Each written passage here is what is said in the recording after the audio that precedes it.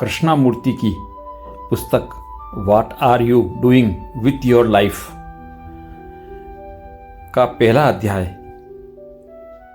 तुम्हारा जीवन तुम्हारा सच, क्या तुम देख रहे हो? एक बार एक बच्चा था, बहुत शांत, बहुत संवेदनशील। उसका मन सवालों से भरा हुआ था, लेकिन वे सवाल सामान्य नहीं थे। वे न तो स्कूल के पाठ्यक्रम से जुड़े थे, न दुनिया की ऊपरी जानकारी से। वह पूछता था, मैं कौन हूं? मुझे क्या करना चाहिए? दूसरे लोग जो कर रहे हैं, क्या वह जीवन है? और फिर वह पूछता, क्या मैं किसी और की नकल कर रहा हूं या सचमुच कुछ समझ रहा हूं? उस बच्चे का नाम नहीं बताया जा सकता, क्योंकि वह बच्चा मैं भी हो सकता हूं, तुम भी हो सकते हो। शायद वही सवाल तुम्हारे भीतर भी गूंजते हैं जब तुम चुप होते हो, जब रात को सोने से पहले सब शोर थम जाता है, जब तुम अकेले हो और तुम्हें कोई उत्तर नहीं मिल रहा है। क्या तुमने कभी सचमुच खुद से पूछा है, मैं अपने जीवन के साथ क्या कर रहा हूं? नहीं केवल नौकरी करने, पैसे कमाने, शादी करने, बच्चों को पढ़ाने, रिटायर होने और मर जाने का नाम जीवन नहीं है।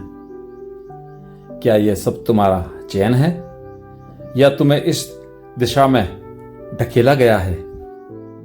धीरे धीरे समाज की उंगलियों से, माता पिता की अपेक्षाओं से, डर से, तुलना से और भविष्य की असुरक्षा से। क्या तुमने कभी ठहर कर देखा है कि तुम चल कहां रहे हो और क्यों? हर बच्चा जब जन्म लेता है, वह एक कोरा कैनवास होता है, न रंग न रूपरेखा। फिर समाज उस पर रंग भरता है, धर्म का, जाति का, राष्ट्रीयता का, प्रतिस्पर्धा का, सफलता की परिभाषा का। बच्चा सीखता है कि उसे बड़ा आदमी बनना है, लेकिन कोई यह नहीं समझाता कि बड़ा किस दृष्टि से। क्या तुम्हें यह कभी सिखाया गया कि बुद्धिमत्ता केवल जानकारी नहीं है, कि शिक्षा केवल डिग्रियों का संग्रह नहीं है, कि सच्चा जीवन वह है जिसमें तुम खुद को गहराई से समझो, न कि दूसरों के नक्शे पर चलो। शायद तुम सुन रहे हो, लेकिन क्या तुम सुनने के लिए तैयार हो? क्योंकि सुनने का अर्थ है अपने भीतर की दीवारें गिरा देना। यदि तुम यह कहोगे, मैं जानता हूं, मुझे सब पता है, तो तुम कुछ नहीं सुन पाओगे। क्योंकि जिसने जाना है वह यह कभी कहता है नहीं कि मैं जानता हूं। वह बस शांत होता है, खाली होता है, ग्रहणशील होता है। देखो, जब तुम सुबह उठते हो, क्या तुम उस सुबह को देख पाते हो या बस भागते हुए दिनचर्या में घुस जाते हो? क्या तुमने कभी गौर किया है कि जीवन पल पल घट रहा है और तुम उसे खो रहे हो केवल इस डर से कि तुम कुछ बन सको? लेकिन कुछ बनना अपने आप में एक भ्रांति है। जब तुम यह सोचते हो कि तुम्हें डॉक्टर, इंजीनियर, नेता, अभिनेता या सन्यासी बनना है, तुम पहले ही एक छवि रच चुके होते हो, एक लक्ष्य जिसे पाना है। और तब तुम डरने लगते हो कि अगर तुम वो नहीं बन सके तो फिर पूरी जिंदगी एक डर में बीतती है। बन जाने का डर, असफल होने का डर, खोने का डर। क्या तुमने देखा है कि डर तुम्हारे मन को कैद कर देता है?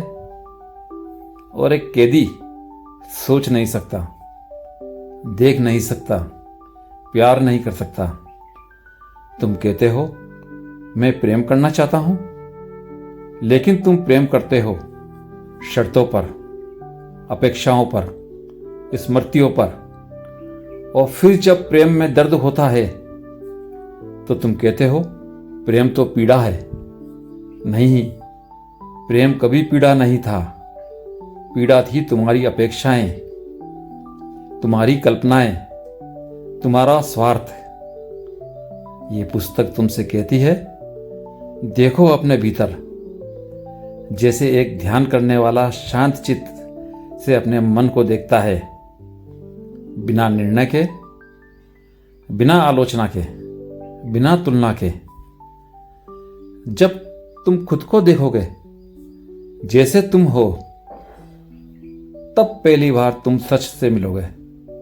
और सच केवल इस क्षण में मिलता है, न अतीत में, न भविष्य में। एक बात याद रखो, जीवन एक पाठशाला नहीं है जहां तुम्हें ग्रेड्स लेने हैं। जीवन एक बहती हुई नदी है जिसे देखने के लिए तुम्हें रुकना होगा, खामोश होना होगा और अपने भीतर झांकना होगा। इस देखने में ही तुम्हारा उत्तर छुपा है। जो देखता है वही बदल सकता है। जो देखता है वही स्वतंत्र हो सकता है। और जो स्वतंत्र है वही सचमुच जी रहा है। तुम्हें यह जीवन केवल इसलिए नहीं मिला कि तुम उसे किसी और की दृष्टि से जियो। तुम्हें यह मिला है ताकि तुम देख सको कि तुम कौन हो, बिना डर के, बिना अनुकरण के। तभी जीवन अर्थपूर्ण होगा, तभी तुम्हारा होना इस धरती पर एक सौंदर्य बन जाएगा। तो आज जब तुम अपने जीवन की ओर देखो तो यह मत पूछो कि मुझे क्या करना चाहिए, बल्कि यह पूछो, क्या मैं सचमुच देख रहा हूं? क्या मैं सचमुच देख रहा हूं? क्योंकि देखने में ही है परिवर्तन, और परिवर्तन ही है शुरुआत। मेरी इन सभी बातों को ध्यान से सुनने के लिए आपका धन्यवाद।